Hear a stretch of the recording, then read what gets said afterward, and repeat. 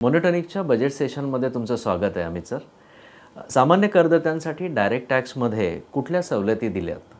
Basically, as it appears, finance minister has not carried out major changes.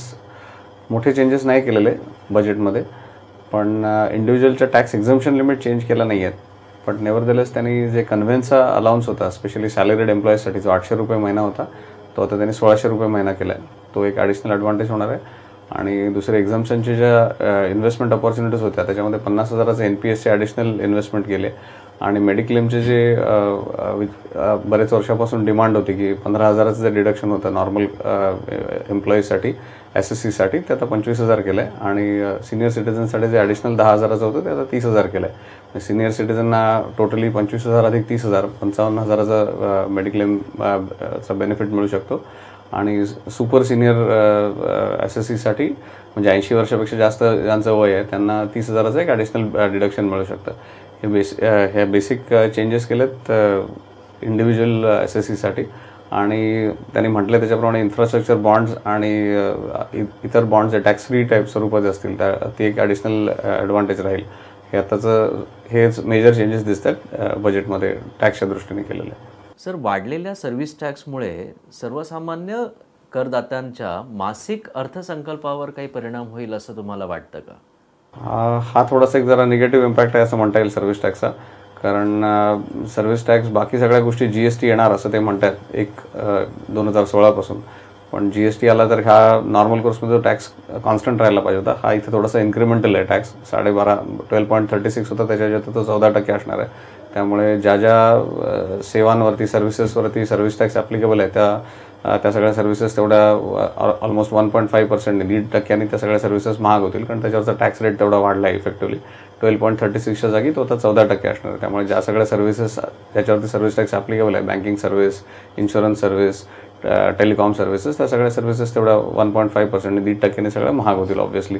कारण that will be an indirect tax implication on to that which will result in to something. But I believe त्याच्यामध्ये समोर customs ड्युटीमध्ये आणि एक्साईजमध्ये काही प्रॉडक्टच्या याच्यामध्ये त्यांनी एक्झम्पशन दिलं आहे. त्यामुळे that will get compensated by input cost which is required for that services असं ज्याला म्हटलं जातं की त्याची एक्साईज ड्युटी कमी झाल्यामुळे कस्टम ड्युटी कमी झाल्यामुळे कदाचित इफेक्टिव्ह प्राईस वाढणार नाही.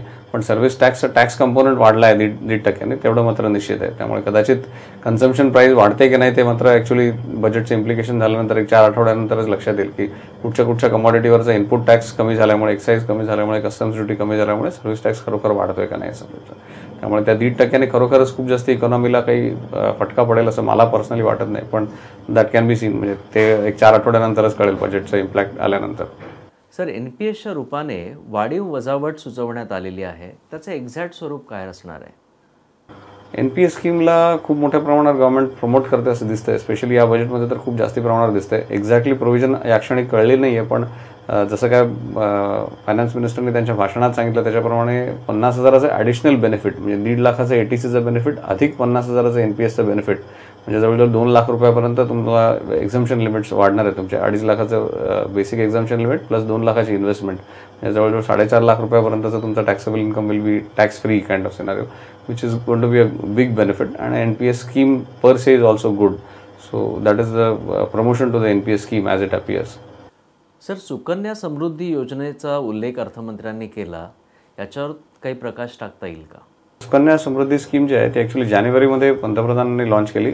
बेसिकली बेटी बचाव हा जो काय प्रकार आहे सगळीकडे स्त्री भ्रूण हत्या होते किंवा मुलींना योग्य प्रकारचं ट्रेनिंग दिलं जात नाही, योग्य प्रकारचा रिस्पेक्ट दिला जात नाही त्याच्या बॅकग्राऊंडवरती ही स्कीम ओरिजिनली जानेवारीमध्ये लॉन्च झाली. पण या बजेटमध्ये त्यांनी त्या स्कीमवरचं इंटरेस्ट बेसिकली एक्झम्प्ट केलं. त्यामुळे आता ते इंटरेस्ट एक्झम्प्ट झाल्यामुळे ही स्कीम डेफिनेटली खूपच जास्त अट्रॅक्टिव्ह आहे असं माझं पर्सनल ओपिनियन आहे. कारण 9%चं गेल्या वर्षी आहे. जरी दरवर्षी त्याच्यावरचं इंटरेस्ट गव्हर्नमेंट डिक्लेअर करणार असलं तरी एकदा त्याने 9.1% डिक्लेअर केल्यानंतर मला वाटत नाही की गव्हर्नमेंट त्याच्यावरती खूप जास्त रिडक्शन करू शकेल इंटरेस्ट रेटमध्ये. त्यामुळे 9%चा इंटरेस्ट रेट देणारी आणि इंटरेस्ट टॅक्स एक्झम्प्ट असणारी अशी जर स्कीम आपण पकडली ऑन पार विथ PPF तर ही खूप चांगली योजना राहील. आणि बेसिकली ज्यांना मुली आहेत त्यांच्यासाठी जर त्यांनी त्यांच्या मुलींच्या अर्लियर वयामध्ये आणि त्याच्यामध्ये सुरुवातीची अमाऊंट अतिशय छोटी, म्हणजे 1,000 रुपयापासून तुम्ही त्या अकाउंटमध्ये पैसे जमा करू शकता.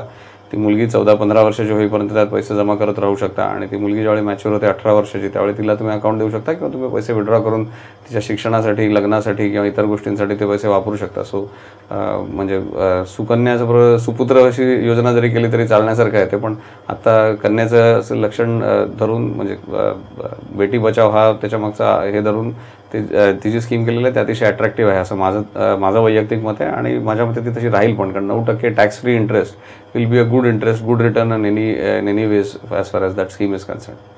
सर, 1 करोडपेक्षा जास्त मिळकत असणाऱ्या वर्गाला वेल्थ टॅक्स काढण्यात आला आणि दुसरीकडे 2% सरचार्ज लावण्यात आला. ह्याचं एक्झॅक्टली विश्लेषण कसं करता येईल? वेल्थ टॅक्स अबॉलिशन हे यावेळच्या बजेटमध्ये माझ्या दृष्टीने केलेलं सगळ्यात मोठं चेंज आहे. एक अख्खा ॲक्टच अबॉलिश केला. जसं एक 4-10 वर्षापूर्वीच्या बजेटमध्ये गिफ्ट टॅक्स अबॉलिश केला होता. 1985मध्ये जेव्हा इस्टेट ड्युटी टॅक्स अबॉलिश केला तसा तो वेल्थ टॅक्स ॲक्ट हाच अबॉलिश केला होता. इनफॅक्ट 1991च्या सुमारास ज्यावेळी मनमोहन सिंग फायनान्स मिनिस्टर होते त्याचवेळी त्यांनी वेल्थ टॅक्सची सगळी ताकदच, सगळी धारच काढून टाकली होती. मुळात वेल्थची डेफिनेशन, ॲसेटची डेफिनेशनच चेंज करून. पण आता त्या वेल्थ टॅक्सचं कलेक्शन कमी होता इतकं कमी झालं होतं की द वेल्थ टॅक्स हॅड म्हणजे आमच्या भाषेत बोलायचं तर it has only become a matter of litigation. कारण ती डेफिनेशन एवढी फ्लेक्झिबल केली होती की everyone can always interpret the definition of wealth according to the assessees convenience. The department is only harassing the assessees and the collection vis the cost of that was obviously the cost was very high as compare to collection. त्यामुळे wealth tax असं पण माझ्या दृष्टीने redundant झाला होता. Of course आता ह्याच्यामध्ये फक्त असं आहे की वेल्थ टॅक्सच्या खाली जे लोक असेस्ट होत होते त्यांनी पूर्वी कधीतरी इन्कम कमावलेलं होतं आणि त्या वेल्थ टॅक्समध्ये येणारा रेव्हेन्यू जो गव्हर्नमेंटचा जाणार आहे ते रिकवर करण्यासाठी मात्र आज जे लोक 1 कोटीच्या वरती पैसे कमवणार आहेत त्यांच्यावरती 2% एक्स्ट्रा टॅक्स लावलेला आहे. पण आता ठीक आहे, म्हणजे 1 कोटीच्या वरती ज्यांना वार्षिक उत्पन्न आहे तरी 2% एक्स्ट्रा भरले तरी म्हणजे माझं वैयक्तिक काय त्याला ऑब्जेक्शन नसावं. पण त्याच्यातनं गव्हर्नमेंटला सबस्टॅन्शियल रेव्हेन्यू असण्याची खूप जास्त शक्यता आहे आणि जे इंडिव्हिज्युअल्स वैयक्तिक दृष्टी 1 कोटीपेक्षा जास्त उत्पन्न कमवत आहेत त्यांना 2% त्यांनी भरावं असं माझंही वैयक्तिक मत आहे. पण वेल्थ टॅक्स एक ॲक्ट कमी झाल्यामुळे मात्र लिटिगेशन्स आणि नंबर ऑफ केसेस आणि नंबर ऑफ कंप्लायन्सेस कमी होतील हे मात्र निश्चित आहे. हा वेल्थ टॅक्स काढल्याच्या बरोबर त्या अर्थमंत्र्यांनी अजून एक सॉर्ट ऑफ डिक्लेरेशन दिलं आहे की सगळ्याच प्रोव्हिजन आता स्ट्रीमलाईन झाल्यामुळे नवीन एक डायरेक्ट टॅक्सेस कोड आणायची काय आवश्यकता नाही आहे, तोच इन्कम टॅक्स ॲक्ट चालू राहील. हा एक वैयक्तिक वित्तीय सल्लागार म्हणून माझ्यासाठी एक मोठा रिलीफची गोष्ट आहे. कारण एक नवीन ॲक्ट म्हणजे पुन्हा नवीन अभ्यास, पुन्हा त्याचे नवीन इम्प्लिकेशन्स, जुना ॲक्ट ॲबॉलिश होणार म्हणजे काही पुढचे 15-20 वर्ष जुना ॲक्ट आणि नवीन ॲक्ट असे दोन्ही ॲक्ट खाली लिटिगेशन चालू राहणार, इंटरप्रिटेशन चालू राहणार. त्या दृष्टीने वेल्थ टॅक्स ॲक्ट काढून टाकला ही चांगली गोष्ट आहे, वेलकम गोष्ट आहे. आणि DTC करणार नाही अशा टाईपचं जे एक स्टेटमेंट केलं that is also good suggestion. गार आवड्यात 2 वर्षासाठी पोस्टपोन केलं हे त्याच्यात एक ॲडिशनल गोष्ट आहे. पण ह्या दोन्ही गोष्टी तशा पॉझिटिव्ह आहेत असं माझं स्वतःचं मत राहील as far as budget is concern. Sir, एकंदरीत ह्या अर्थसंकल्पाचं तुमच्या दृष्टिकोनातून कसं विश्लेषण करता येईल? As it appears, current budget is more focused towards corporate and getting foreign direct investment. Individual SSE हे थोडंसं आउट ऑफ फोकस झाल्यासारखं वाटतं. पण जे काय आता इंटरनॅशनल सिनॅरिओज आहेत त्या मानाने आपल्या taxation as far as individual SSE is concern is on par with or comparatively lesser as compare to the develop countries. असं लक्षात जर आपण घेतलं तर जे काय आता टॅक्सेशन आहे ते खूप जास्ती कमी करता येणं किंवा पॉप्युलिस्ट बजेट ज्याला म्हणता येईल की आता नवीन काहीतरी इलेक्शन फेस करायचं आहे म्हणून टॅक्स रेट कमी करा आणि त्यांची वोट्स मिळवायचा प्रयत्न करा, तसं करायची आता गव्हर्नमेंटला काही आवश्यकता नाही. गव्हर्नमेंट पूर्ण मेजॉरिटीने आलेलं आहे आणि जे काय टॅक्स रेट स्लॅब जे आहेत ते आता इंटरनॅशनल कंपॅरिझनमध्ये पण डेव्हलप कंट्रीच्या कंपॅरिझनमध्ये पण कमीच आहेत आपल्या देशातले. त्यामुळे जो आता काय त्यांनी स्टँड घेतला आहे तो योग्य आहे असं म्हणायला हरकत नाही.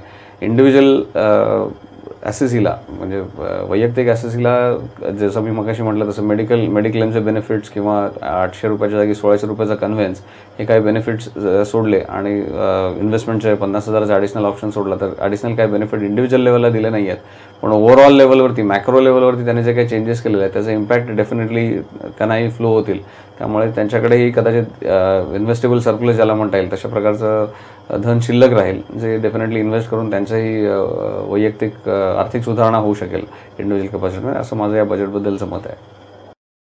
अमित सर, आपल्या बिझी शेड्यूलमधून तुम्ही वेळात वेळ काढून आम्हाला मार्गदर्शन केलं, आमच्या गुंतवणूकदारांसाठी वेळ काढलात त्याबद्दल धन्यवाद.